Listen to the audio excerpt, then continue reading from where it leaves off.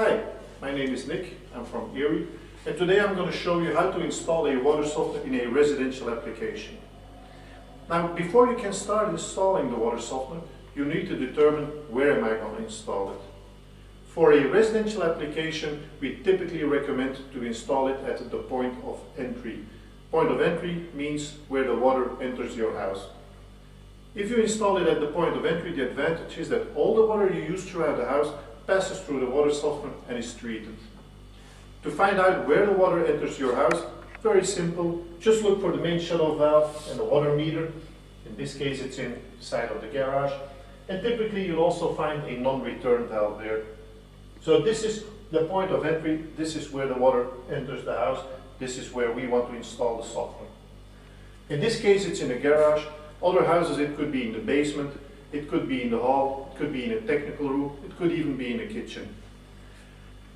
One thing that you may want to consider doing is installing an untreated water tap.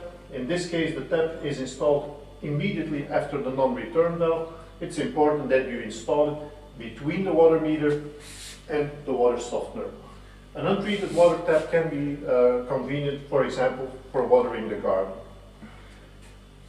In this case, we are going to install the water softener at the point of entry in a garage. First of all, hydraulic connection.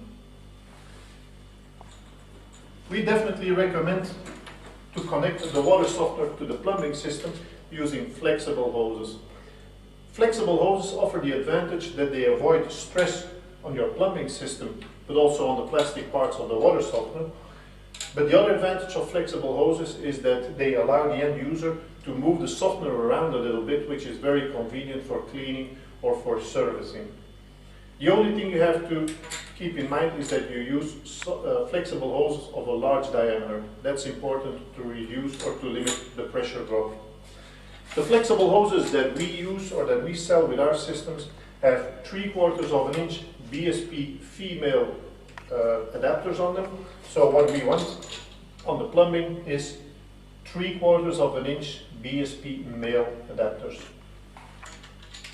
The second thing you will have to provide is a connection to the sewerage system inside of your house, because every softener has a drain connection that is used during the regeneration process. And what we recommend is a standpipe, so a vertical tube with an air trap or siphon.